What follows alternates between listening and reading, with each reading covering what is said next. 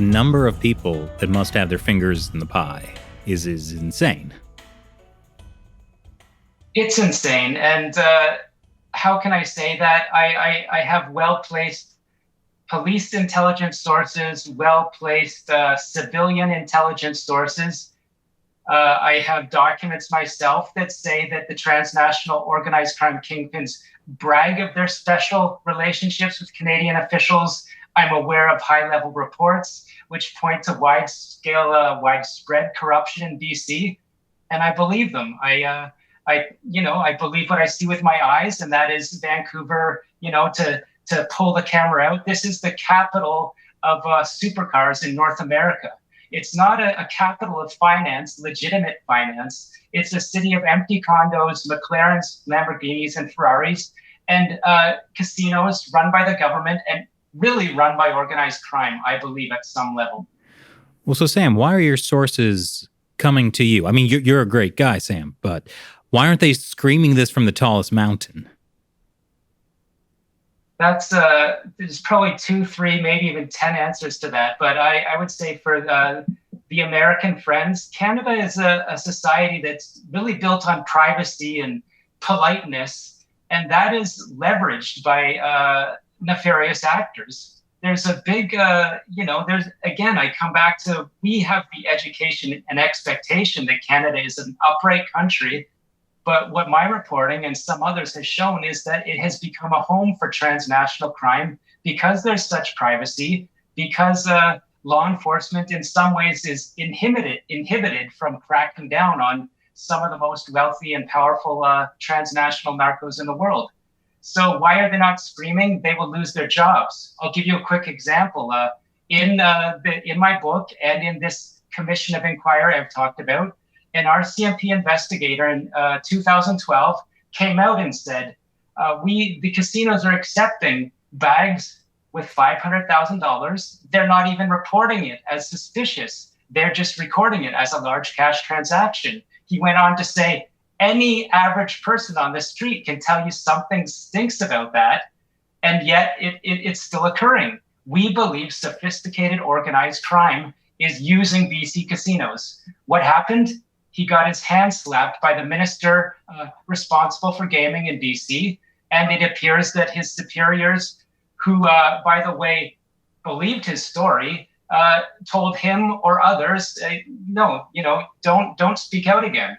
So there's your answer. This is like the next Narcos or something, right? Like, how is this not a Netflix TV show? Narcos Canada. Yeah. Someday.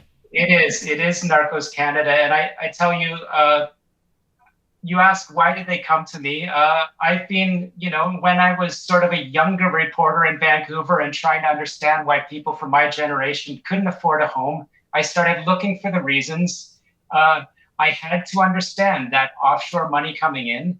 It was a sensitive topic in Vancouver because, again, perhaps Canadians are more politically correct, and powerful interests in the city said, it would be xenophobic, or the R word, I say, point to another country and say, a large amount of money is coming from said other country and influencing local real estate prices. You can't say that.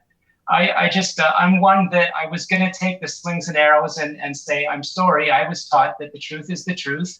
And we're a multicultural country. I have friends from all backgrounds, and the truth has to be reported. So as I put story after story together, some of these people in government that may have felt muzzled or may have felt the media was muzzled, then started to deliver more confidential documents.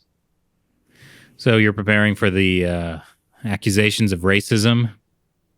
I'm not preparing. I'm well accustomed to the accusations. My book, in the latter chapters, gets into, and again, I'll say, not to paint myself as a victim, but the chapter is called Strike Back Hard, and I showed that safety masks during the pandemic were collected at an industrial scale through Chinese consulates across Canada, and surprise, some of the people involved in the casino money laundering were very active in those collection and shipping efforts.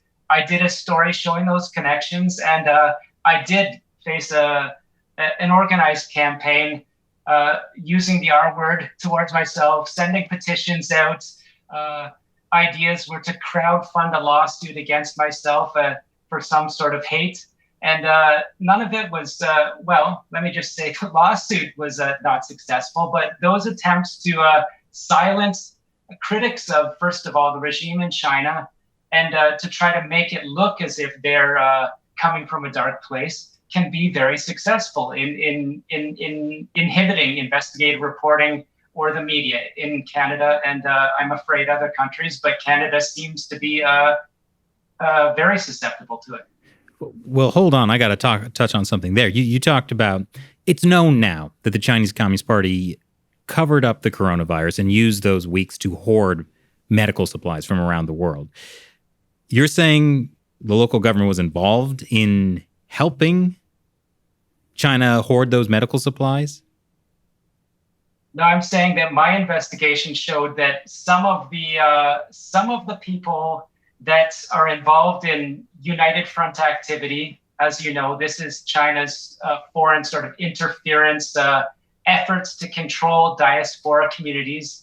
Some of those people were, of course, involved with the Chinese consulates in gathering the PPE. And I showed that some of the casino actors, or to use the right word, a high-level loan shark, was involved. I showed the connections between the Chinese Communist Party, the United Front, and organized crime suspects, and how these people were involved in PPE networks and connected in various ways. And so I'm not saying the Canadian government was involved in any way. I'm saying that China, using the United Front, was involved. And I would say my story, at least according to a Canadian security intelligence former veteran, was probably the first time in Canada this network had been exposed to such a level. And as my book explains, there was an effort to strike back hard against that investigative reporting.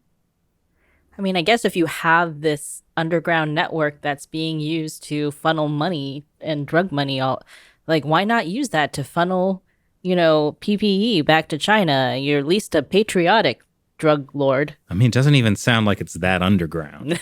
No, that's true too. Well, no, but I mean, that's an excellent point. This is all about, I have to hammer this. It's not just about drug money. The drug money, the organized crime becomes, just like a bank. It becomes a trade network. It is so interrelated with factories in China, with shipping in China, that it's a channel of, sending safety masks. You cannot, again, this is a point I make in the book, because of this corruption, in some ways, you cannot separate large portions of China's economy from organized crime. So, of course, it makes sense that if they're very active in British Columbia, you can't separate real estate and casinos from organized crime, because those are the most, apparently used vectors of this underground or, almost above ground form of finance.